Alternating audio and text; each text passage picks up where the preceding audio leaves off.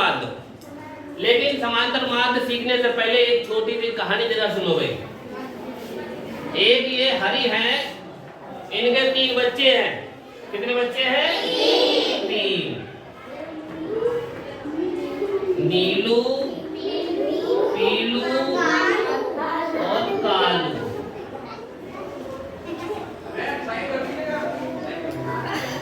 हरि थके हारे शाम को काम करके जब लौट के आए तो उन्होंने अपने बच्चों को खुश करने के लिए कुछ रुपए बांटे कि बच्चे हमारे खुश हो जाएगा, चीज खरीद लेंगे भैया। बांट तो दिए, लेकिन बांटने के बाद उनमें युद्ध शुरू हो गया, लड़ाई होने लगी, सर लड़ने लगे आपस में। बताओ भाई सचिन पीछे, ये तीनों क्यों लड़ने लगे? हाँ बिल्कुल सही, इन्हें कम मिले, इन्हें ज्यादा मिले, जैसी बात के लड़ने लगे। खुश नहीं है लेने से, चीज पैसे मिल गए, इस बात से दुखी है कि इनको कम क्यों मिले, इन्हें ज्यादा क्यों मिले। शान मोहम्मद बताओ बेटा, हरि को कितने रुपए बांटने चाहिए थे तीनों को? 4-4। बिल्कुल सही कहा भाई, 4-4 बांटने चाहिए थे, तो इनमें कोई लड़ाई झगड़ा नहीं होता। अच्छा एक बात बताओ, ये तुमने बांट लिए, ये जो बांट रहा है तुमने कैसे बांटे होंगे? तुमने हिसाब जो भी लगाया होगा, ये जो बांट लिया तुमने, यही तो समांतर माध्य है भाई। इसी को कहते हैं समांतर माध्य। इसका नाम ही देखो क्या है, समांतर। समान अंतर, अंतर कैसा हो? समान हो, यानी 4 इनके पास भी, 4 इनके पास भी, 4 इनके पास भी। और माध्य का मतलब होता है बीच, यानी हमारे पास 3 गिनतियां दी है, 3, 4, 5, तो इनमें बीच की गिनती 4, यानी समांतर माध्य आ गई। हम व्यवहारिक चीजें अपने आप से कर लेते हैं, लेकिन क्योंकि किताब में हम लोगों ने पहली बार देखा है ये समांतर माध्य क्या चीज होती है, तुम लोगों के लिए अटपटा लग रहा हो कि हो सकता कुछ नया है, तो ये नया नहीं है। अगर तुम ये हिसाब लगा लेते हो, बांट लेते हो बराबर से, समझ लो तुम्हें समांतर माध्य आता है। समांतर माध्य का जो गणित है, उस गणित में एक सूत्र होते हैं, सवाल लगाने के तरीके होते हैं, बस गणित ये चीज है।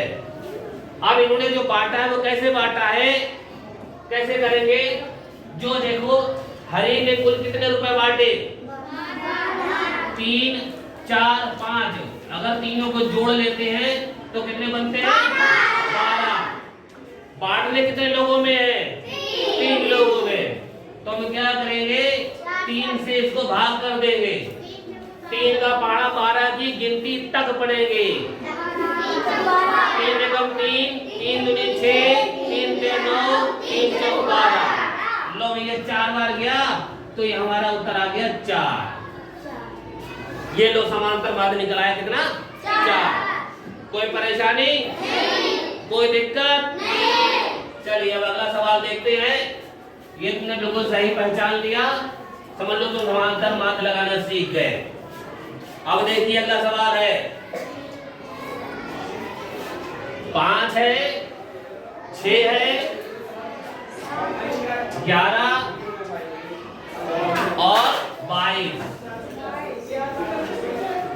5, 6, 11, 22 4 गिनतियां दे रखी हैं और कहा है समांतर माध्य निकालिए, समांतर माध्य ज्ञात कीजिए।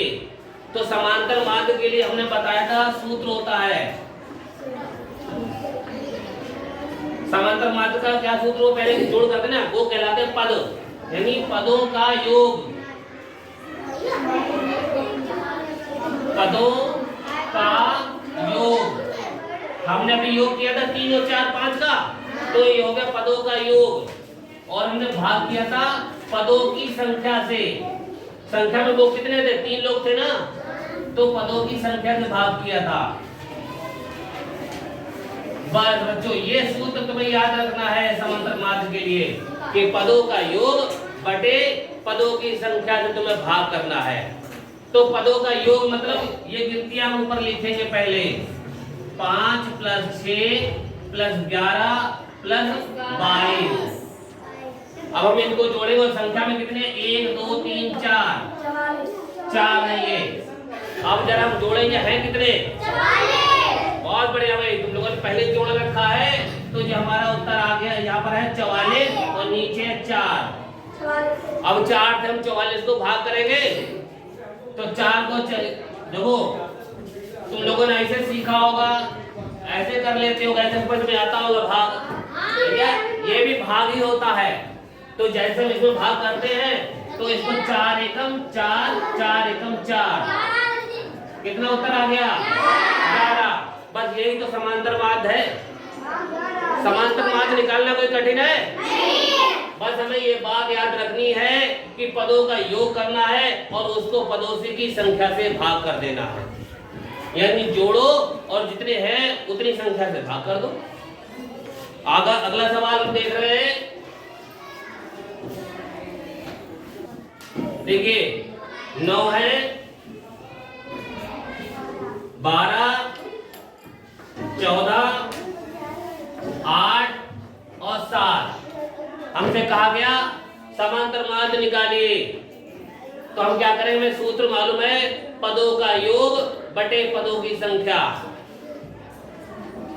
फिर वही हम लिख लेंगे समांतर माध्य, पदों का योग और बटे पदों की संख्या।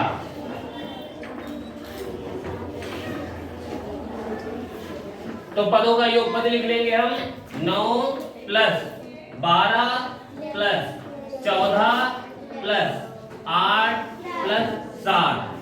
और संख्या में कितने हैं ये? 1 2 3 4 5। कितने हैं? 5। कितने हैं? 50। टोटल सही कर लिया है? 50 मान ले तुम्हारी बात? चलो भाई मान लिया भाई तुम्हारी बात कोई 50 और यहाँ हमने कर दिए 5। अब भाग करेंगे 5 से 50 को 10। बहुत बढ़िया, 5 ढाई 50 होते हैं, तो इसका हमारा उत्तर क्या आ जाएगा? बस बच्चों यही 10 समांतर माध्य है। समांतर माध्य निकालना आ गया बच्चों? अब क्या दिक्कत लगेगी तुम्हें निकालने में? आसानी से लगा लोगे? क्या करना है?